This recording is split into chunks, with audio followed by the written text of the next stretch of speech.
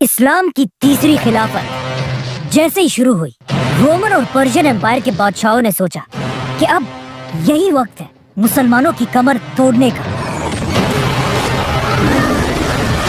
اور ان سارے علاقوں کو مسلمانوں سے واپس چھیننے کا جنہیں حضرت عمر نے ان امپائر سے فتح کیا تھا،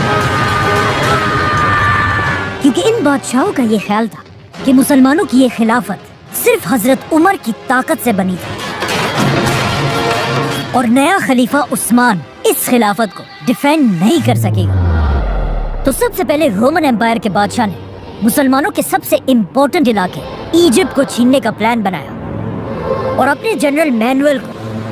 300 جنگی جہازوں کے ساتھ ایجپٹ کی طرف روانہ کیا،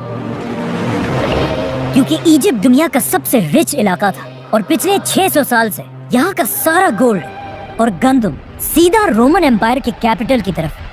بھیجا جاتا تھا۔ لیکن اب حضرت عمر کی خلافت میں ایجپٹ کو فتح کرنے کے بعد یہاں کا سارا مال رومن امپائر کے بجائے مسلمانوں کے کیپٹل مدینہ کی طرف جانے لگا اور یہ رومن امپائر کی اکانومی کے لیے ایک بہت بڑا دھچکا تھا۔ اسی لیے 300 جہازوں میں رومن امپائر کی بہت بڑی فوج مسلمانوں کے ایجپٹ کی طرف بہت تیزی سے بڑھ رہی تھی اور اس فوج سے لڑنا کوئی آسان کام نہیں تھا۔ اسی لیے سارے مسلمان ایجپٹ کو فتح کرنے والے صحابی اور جنرل عمر بن عاص کی طرف دیکھنے لگے، لیکن یہاں پر ایک بہت بڑا مسئلہ تھا۔ مسلمانوں کے جنرل عمر بن عاص کو اس حملے سے پہلے ان کی پوزیشن سے ہٹا دیا گیا تھا۔ اصل میں اس سے کچھ ہی سال پہلے عمر بن عاص رضی اللہ تعالیٰ عنہ نے حضرت عمر کے دور میں پہلی بار ایجپٹ فتح کیا، جسے ہم پورا ایکسپلین کر چکے ہیں۔ ایجپٹ فتح کرنے کے بعد خلیفہ عمر رضی اللہ تعالیٰ عنہ نے عمر بن عاص کو پورے ایجپٹ کا گورنر بنایا، لیکن پہلے دن سے خلیفہ عمر کو اپنے اس گورنر عمر بن عاص رضی اللہ تعالیٰ عنہ سے ایک بہت بڑی شکایت تھی، اور وہ شکایت یہ تھی کہ ایجپٹ دنیا کا سب سے رچ علاقہ ہونے کے بعد بھی حضرت عمر بن عاص وہاں سے مدینہ کی طرف بہت کم ٹیکس بھیج رہے تھے، اور حضرت عمر اس بات سے بالکل بھی خوش نہیں تھے۔ بٹ اس سب کے بعد بھی حضرت عمر نے اپنی خلافت کے آخری دن تک عمر بن عاص کو ان کی پوزیشن سے نہیں ہٹایا۔ لیکن جیسے ہی حضرت عثمان کی خلافت شروع ہوئی، ان کی پرسنالٹی حضرت عمر سے بالکل اپوزٹ تھی، اور بچپن سے ایک بہت بڑا بزنس مین ہونے کی وجہ سے حضرت عثمان کا سارا فوکس اس خلافت کی اکانومی پر تھا، کیونکہ حضرت عثمان کو پتا تھا کہ اب جنگوں سے زیادہ اس خلافت کی اکانومی کو سٹیبل کرنے کی ضرورت ہے۔ اسی لیے خلیفہ بنتے ہی حضرت عثمان نے سب سے پہلے ایجپٹ کے گورنر عمر بن عاص کو اپنے پاس بلایا اور ان سے پوچھا کہ عمر، کیا وجہ ہے کہ تم ایجپٹ جیسے رچ علاقے سے مدینہ کی طرف اتنا تھوڑا سا ٹیکس بھیج رہے ہو؟ ناؤ عمر بن عاص کوئی عام انسان نہیں تھا، وہ ہمیشہ سے اپنے زبردست بولنے کے انداز کی وجہ سے پورے عرب میں مشہور تھے۔ اسی لیے انہوں نے حضرت عثمان کے سوال کا بہت ہی یونیک جواب دیا کہ یا امیر المومنین، اونٹنی اتنا ہی دودھ دے رہی ہے جتنا وہ دے سکتی ہے، مطلب ایجپٹ کی عوام جتنا ٹیکس مدینہ بھیج سکتی ہے اتنا ہی بھیج رہی ہے۔ یہ سن کر خلیفہ عثمان نے عمر بن عاص کو حکم دیا کہ آج کے بعد تمہیں ایجپٹ جانے کی اجازت نہیں ہے، کیونکہ اب تم مصر کے گورنر نہیں رہے، اور ان کی جگہ خلیفہ عثمان نے ایک چھوٹے گورنر عبداللہ بن سعد بن ابی سرا کو پورے ایجپٹ کا گورنر بنایا، جو حضرت عثمان کے کزن اور رضائی بھائی بھی تھے، اور ان کا تعلق بھی حضرت عثمان کی طرح بنو امیہ سے تھا۔ عبداللہ بن سعد نے ایجپٹ کا گورنر بنتے وہاں کا سارا نظام بالکل بدل دیا اور وہاں کی عوام پر ٹیکس اتنا بڑھا دیا کہ جتنا ٹیکس عمر بن عاص کے زمانے میں یہاں سے مدینہ کی طرف جاتا تھا، اب اس سے ڈبل بلکہ ٹرپل ٹیکس مدینہ کے خزانے میں جمع ہونے لگا۔ یہ سن کر حضرت عثمان نے ایک بار پھر عمر بن عاص کو اپنے پاس بلایا اور انہیں کہا کہ عمر، کیا تم جانتے ہو اونٹنیاں تمہارے بعد بہت زیادہ دودھ دینے لگی ہیں؟ مطلب ایجپٹ سے مدینہ کی طرف ٹیکس بہت زیادہ بڑھ چکا ہے۔ یہ سن کر عمر بن عاص نے کہا کہ یس، یہ بات بالکل صحیح ہے، لیکن اونٹنیاں دودھ تو زیادہ دے رہی ہیں، لیکن ان اونٹنیوں کے بچے مر رہے ہیں۔ مطلب نئے گورنر عبداللہ بن سعد نے جو ٹیکسز وہاں کے لوگوں پر لگائے ہیں وہ ایجپٹ کی عوام پر ایک بہت بڑا ظلم ہے، اور یہ بات بالکل صحیح تھی، کیونکہ عبداللہ بن سعد کے ان نئے ٹیکسز نے ایجپٹ کے عوام کو اتنا تنگ کر دیا تھا کہ آہستہ آہستہ ایجپٹ کے لوگ مسلمانوں کی اس خلافت سے نفرت کرنے لگے، اور وہاں کے لوگ پہلی بار یہ سوچنے لگے کہ کس طرح مسلمانوں کی اس خلافت سے اپنی جان چھڑائیں۔ آخر ایک دن ایجپٹ کے سب سے بڑے شہر الیگزینڈریا کے لوگوں نے مل کر ایک بہت ہی سیکرٹ لیٹر لکھا اس وقت کے سپر پاور رومن امپائر کے بادشاہ کے نام، جس میں انہوں نے لکھا کہ یہی وقت ہے مسلمانوں کی اس خلافت پر حملہ کرنے کا، اور جیسے ہی آپ کی فوجیں مسلمانوں پر حملہ کریں گے، ایجپٹ کی پوری عوام مسلمانوں کے خلاف بغاوت کر دے گی۔ اسی لیے without wasting any time Roman empire کے بادشاہ نے 300 جنگی جہاز، تلواروں، تیروں اور اپنی فوج سے بھر کر مسلمانوں سے جنگ کے لیے روانہ کی۔ جیسے ہی رومن امپائر کی فوج ایجپٹ کے سب سے بڑے شہر الیگزینڈریا تک پہنچی، وہاں کی عوام نے انہیں دیکھ کر مسلمانوں کے خلاف بغاوت کر دی، اور وہ رومنز کے ساتھ مل کر مسلمانوں کی فوج کو مارنے لگے،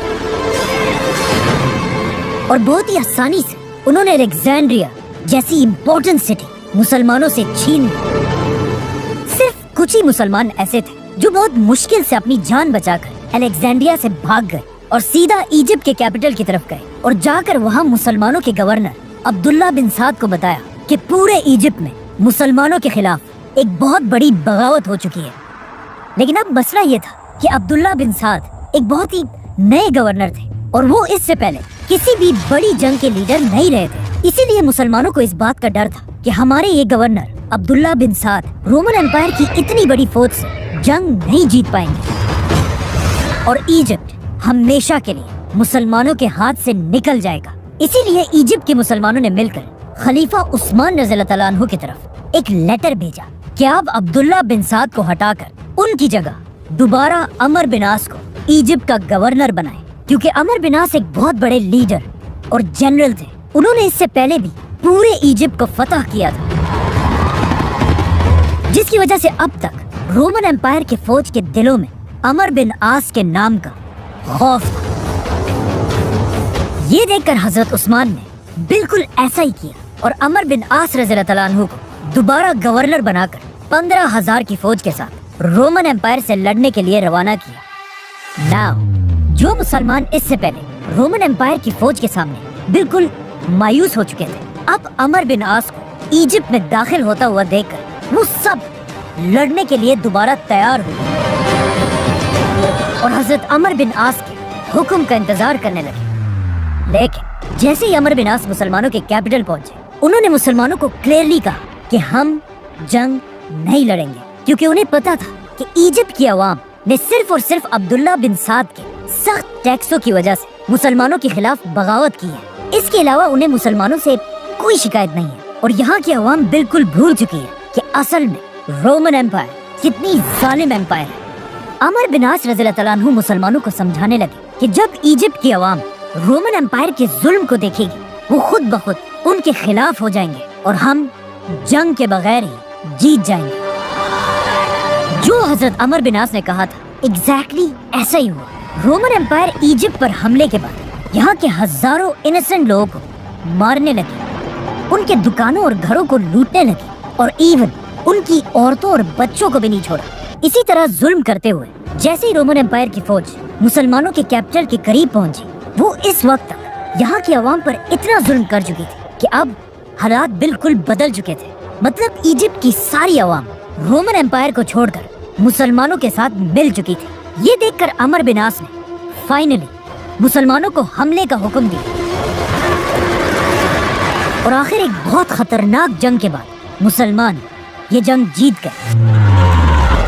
اور رومن امپائر کی فوج ہمیشہ کے لیے ایجپٹ کو چھوڑ کر بھاگ گئی۔ حضرت عثمان کی خلافت میں مسلمانوں کی یہ فتح اتنی بڑی تھی کہ اگلے 1000 سال تک کوئی بھی مسلمانوں سے ایجپٹ نہیں چھین سکا،